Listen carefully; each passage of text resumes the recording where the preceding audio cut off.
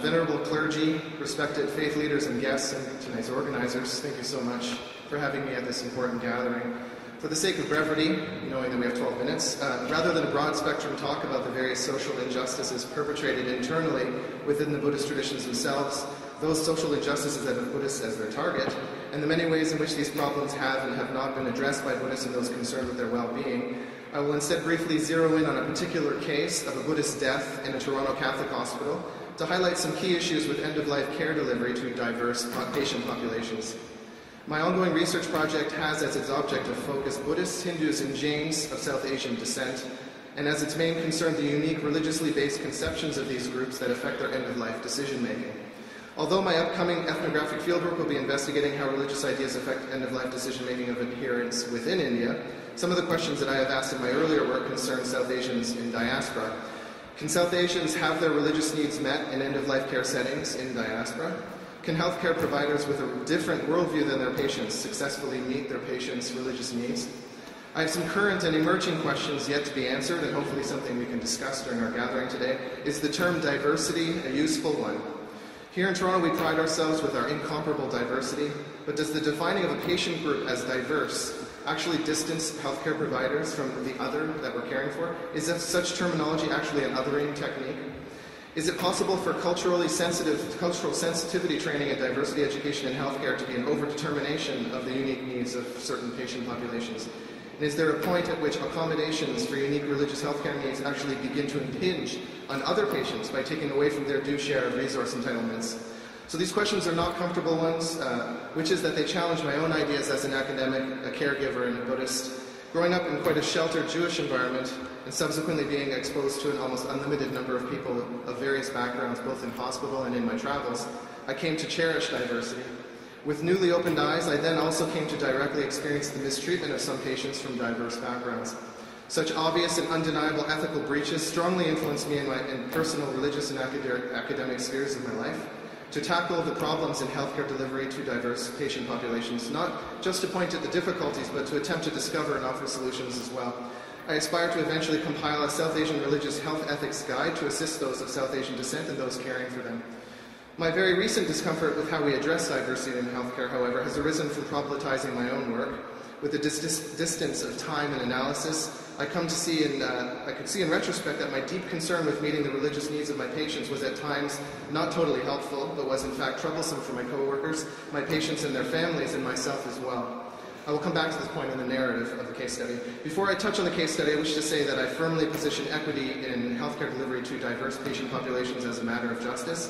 From a Rawlsian standpoint, and as extended by Daniels, utilizing his second principle of justice, we can argue that the requirement of the difference principle to arrange social and economic inequalities to be of the greatest benefit to the least advantaged members of society can and should include the ill and dying without a breach in logic.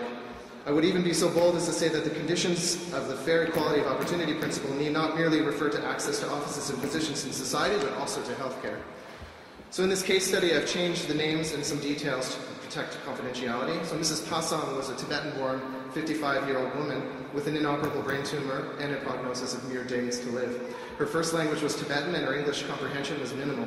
She was admitted to the oncology unit of a Toronto hospital with vertigo and rapidly deteriorated. She lost her speech periodically and the ability to perform activities of daily living.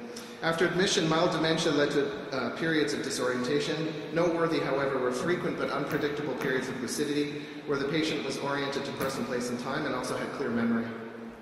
The interdisciplinary team recommended she be moved to the palliative care unit.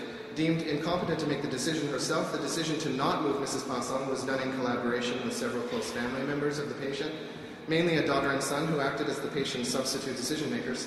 Mrs. Pasang was a widow and her daughter and son were heavily involved in their mother's care at home and in hospital.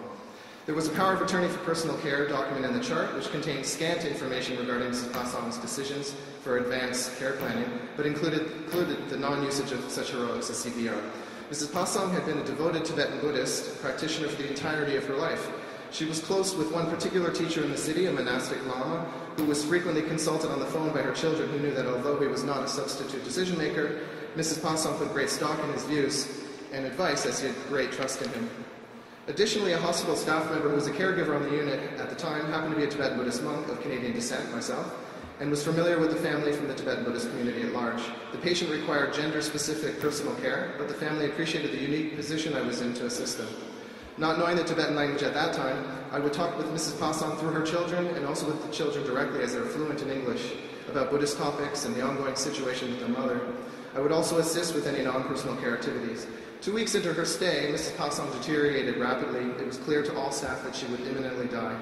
While Mrs. Pasang was in a coma and her breathing changed, the family still remained hopeful that she would recover. The day she stopped breathing, the family called her teacher to come perform Buddhist last rites.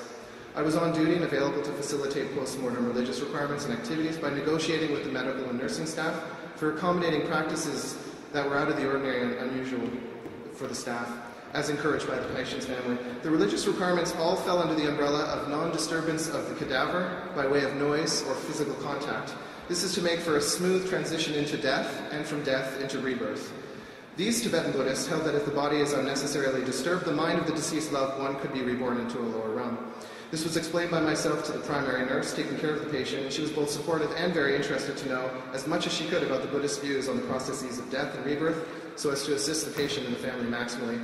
It is here that I'll note that my overwhelming concern with facilitating with this patient could well have resulted in my neglect of my other 19 patients, and is an example of the over-determination of unique religious needs at the end of life, leading to an impinging on the resource allocation entitlements of others. Basically, I wasn't available for anybody else at certain points during this period. First, while comatose but before vital signs became absent, there was the recommendation for the patient to be moved onto a gurney that would transport the body to the morgue. The logic presented was that this would prevent a transfer of the body after vital signs became absent to enable non-disturbance of the body. The family understood the logic but refused this course of action. Here too I will note another over-determination of accommodating unique religious needs in that, although there are precedents for this suggestion in the Buddhist text and in living practice, it is possible that this discussion might have made the family members feel badly for not following normative religious prescription due to their personal preference, and perhaps caused them undue harm. Next, in service of reducing the noise around the newly deceased patient, I prevented another caregiver from removing empty furniture from the other half of the shared room. The other caregiver protested loudly and needed to be debriefed afterwards as to the importance to the Buddhist family of silence at this time. This caregiver had great difficulty accepting the explanation and the needs of the family and felt put off by the fact that they could not act in a way that was typical in the unit, freely moving furniture from one place to another. Exasperated, they left. So here it can be noted that my intensity in protecting my patient's wishes has now alienated me from my co-worker and perhaps even brought resentment. The next negotiation was surely one of the most atypical and delicate. The pronouncement of death and documentation of such is required after every death in hospital. In this case, the family did not want the body of the deceased patient touched in any way. As is well known, physicians typically establish respiratory and cardiac failure by placing their stethoscope on the patient's chest. The family asked me to intervene, and I asked the physician if there was any way they could not touch the patient when pronouncing. The reasoning behind the request from the family was explained. The physician agreed and was very supportive of the family's request. The physician stood some distance from the cadaver, peeking around the curtain, for a number of minutes to ensure that respiration had in fact ceased. This negotiation was made easier by the fact that the patient had a DNR, or do not resuscitate order, well in place. Hours after vital signs became absent, the Lama arrived to begin last rites. This specifically consisted of the transference of consciousness ritual known as Poa in Tibetan. The Lama was alone in the patient room with the cadaver, curtains drawn. The majority of the ritual is an internalized visualization and culminated with a very loud verbalization of a Sanskrit seed syllable several times. This type of ritual is done on behalf of another, during which the consciousness of the person is imagined to be lifted and dropped through the chakra energy channels until it is finally projected out of the practitioner, ideally out of the crown. At the very least, it's considered to prevent lower rebirth. At best, realizations and even enlightenment can be achieved. The loud chanting was heard by staff and patients alike on the unit. I tried to explain to interested staff, particularly the primary nurse, the purpose of that ritual. The Lama also left a sheet of rice paper with a mantra garland printed on it on the head of the cadaver. The next phase of post-mortem care concerned the transfer of the body to the morgue after all ritual activity was complete. The body needed to be moved onto this gurney for transport, so collaboration with the unit staff and the morgue attendant allowed for special accommodation during such a transfer. It was done gently with many staff, which is unusual, without dragging or the removal of the mantra paper. Also atypical, the gurney was then rolled to the morgue in silence, which is hard to achieve. Lastly, collaboration with the morgue attendant allowed for 3 important accommodations in the morgue. First, they were asked to keep the cadaver in the morgue for 3 days. As much silence as possible was asked to be kept in the morgue during that time. And lastly, the gurney and cadaver were placed well away from any other gurney to prevent any knocking. The morgue attendants gave the utmost support for all of these special accommodations. So the three problems that I've identified in this case study are interference with the patient's unique Buddhist religious wishes for death care by healthcare professionals. So our healthcare professional who wished to move the furniture out of the shared room of the deceased patient, which was a room that had been converted into a private room because of the death, out of sensitivity for the most basic and non-unique special needs of the survivors, such as privacy, and shielding other patients and staff. So her entering the room without direct need to be of service to the patient or family and or without permission was a breach of privacy and the breach of the unique wishes for non-disturbance. The raised voice of protest was a breach of the most basic etiquette of maintaining a professional demeanor around the ill and visitors, and also the unique wishes of this family for silence. So the possible causes we could point to are disruption of routine, lack of familiarity with diverse religious and cultural behaviors, although this can be questioned because the majority of religions also esteem silence and clergy visitation, and perhaps an intolerance of another religious tradition. The second problem, the communication difficulties between the interdisciplinary hospital team and the patient and her family, came from a language barrier or a lack of capacity. Some of the decisions were fielded by the patient's children without consulting the patient directly and in her native Tibetan tongue. This occurred increasingly as she deteriorated, and sometimes the substitute decision makers had knee-jerk reactions that lacked deliberation. And the last problem is the pronouncing of death by the physician without the physical assessment. Relying on the primary caregiver's observations and their own distanced observation, their opinion that the physical assessment was not required. They forsook the usage of a stethoscope and even pulse taking by hand. We can ask, was there a risk to the patient? They might still have had vital signs. Was the physician neglectful? So our issues here, there's a possible conflict of interest for healthcare providers caught between injunctions to care for patients on their own terms and their own feelings about the patient's tradition. Possibly for healthcare professionals' integrity to be in jeopardy, their own worldview might override giving priority to other ethical considerations, allow violations of certain ethical requirements to pass unnoticed. There's a possible competition between ethical injunctions within the institutional health ethics framework of this particular place. And there's a compromised protection from harm, a requirement of beneficence, if the patient's wishes were ignored based on the neglect of their unique needs. So as the results of my analysis, to quickly blaze through it, because I'm reaching the end, for the interference piece, the Catholic Health Ethics Guide ensures that healthcare professionals' personal worldviews are not to impinge on the primacy that is given to a person's uniqueness, as expressed through their particular needs, their specific values, and individual spirituality. So interference with the patient's Tibetan Buddhist death practices are not only acting out of accordance with fundamental ethical principles such as autonomy, non-maleficence, dignity, diversity, and so on, they are also acting out of accordance with the institution's own internal policies. As for the communication barriers, the comprehension of a language other than a patient's primary language must not be a factor in determining capacity. If there were times when Mrs. Pasang had capacity and was not included in these conversations by way of translation, substitute decision makers and healthcare professionals could have been fixated on their own values and thus compromise the patient's autonomy, which is a phenomenon supported by other bioethical data. And the children of Mrs. Pasang are only the substitute decision makers when their mother lacks capacity and not at any other time. As for the death pronouncement, we might consider this as a conflict of physician duties between respecting the patient's wishes for a body not to be disturbed and also the best interest. The patient could very well be alive and in pain. So I couldn't find anything among the literature belonging to the College of Physicians Insertions in Ontario that specifically covers policies on death pronouncement. Most legislation is actually related to death certification.